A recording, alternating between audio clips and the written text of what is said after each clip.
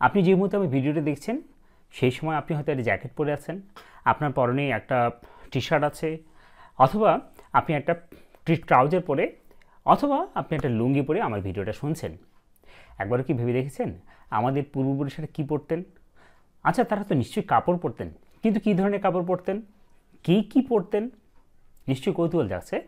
আজকে আমরা মূলত প্রাচীনকালে বাংলার মানুষেরা, আমাদের আদিপুরুষেরা কী পরতেন সেটা নিয়ে কথা বলবো। সাথেই থাকুন।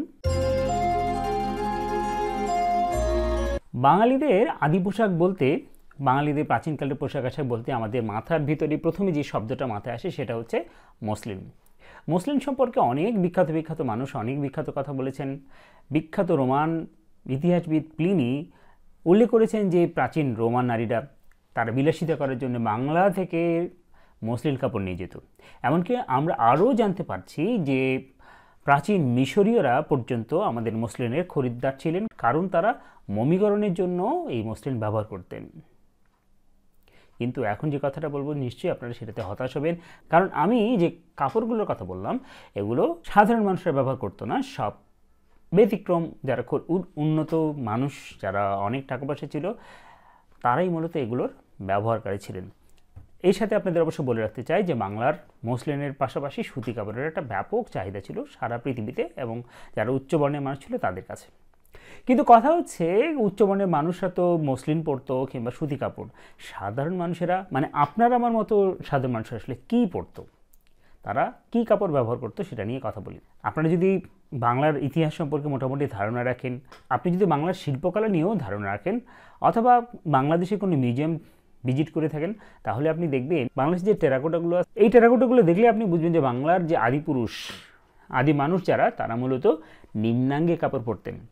ঊর্ধ্বাঙ্গের জন্য তাদের বিশেষ একটা ভাবনা চিন্তা তাদের ছিল না, আর ঊর্ধ্বাঙ্গ তাদের বেশিরভাগ সময় খোলাই ছিল। নিম্নাঙ্গ ঢাকার ব্যাপারে তারা বেশি সচেতন ছিলেন, এবং নিম্নাঙ্গ ঢাকার ব্যাপারে তারা মূলত একখণ্ড কাপড় দিয়েই নিম্নাঙ্গ ঢাকতেন। কথা হচ্ছে যে মেয়েরাও কি একই রকম ছিলেন? হ্যাঁ, পুরুষ এবং নারী উভয়ই মূলত তাদের নিম্নাঙ্গ ঢাকার ব্যাপারেই সচেতন ছিলেন। না, আমি এই কথা বলছি না, এই কথা বলছেন বিখ্যাত ইতিহাসবিদ নিহার রঞ্জন রায় তার বিখ্যাত বই বাঙালির ইতিহাস আদি পর্বে। তিনি সেখানে এই কথাই বলছেন। তিনি এও বলছেন যে আজকে যে মালয়েশিয়া মহাদেশ অর্থাৎ অস্ট্রেলিয়ার যে দ্বীপরাষ্ট্রসমূহ, এই দ্বীপরাষ্ট্রের যে মানুষেরা আছে তারাও কিন্তু তাদের ঊর্ধ্বাঙ্গ ঢাকার ব্যাপারে বিশেষ একটা সচেতন না, বা তার এই ব্যাপারে বিশেষ একটা ডোন্ট কেয়ার। আমরা যদি অত দূরে না যাই, আমাদের খুব কাছে আন্দামান নিকোবর দ্বীপপুঞ্জে যাই, তাহলেই দেখব যে এখানে যে অধিবাসী যারা আছে তারাও কিন্তু নিম্নাঙ্গেই ঢাকছেন, ঊর্ধ্বাঙ্গের ব্যাপারে তাদের বিশেষ একটা মাথা ব্যথা নেই।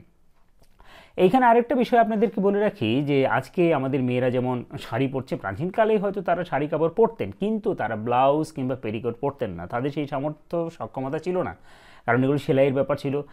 এইখানে আরেকটা ইন্টারেস্টিং এবং খুবই গুরুত্বপূর্ণ বিষয় বলে রাখি যে বাংলার মানুষেরা মূলত সেলাইবিহীন কাপড়ই পরতো। কেন সেলাইবিহীন কাপড় পরতো সেটা নিয়ে আমরা বিভিন্ন রকম গবেষণা করতে পারি, বিভিন্ন বিষয় ভেবে দেখতে পারি, কিন্তু তারা মূলত সেলাইবিহীন কাপড়ই পরতো। হয়তো এমন হতে পারে যে সেলাই করার যে কৌশল সেটা তাদের জানা ছিল না, অথবা এমন হতে পারে বাংলাদেশ যেহেতু স্যাঁতসেঁতে কিংবা নদীবহুল এলাকা ছিল, যেটা খুব সহজেই ব্যবহার করা যায়, এমন কাপড়ই তারা বেশি ব্যবহার করত। আজকে মূলত আমরা আলোচনা করলাম যে বাঙালিরা কী পরতেন, কী কাপড় পরতেন, ঊর্ধ্বাঙ্গে কী পরতেন, নিম্নাঙ্গে কী পরতেন, সাধারণ মানুষ যারা তারা কী পরতেন।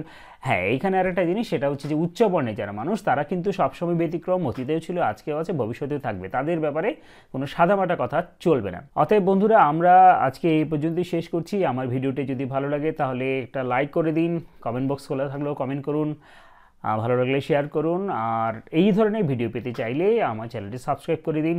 সবাই ভালো থাকবেন, সুস্থ থাকবেন।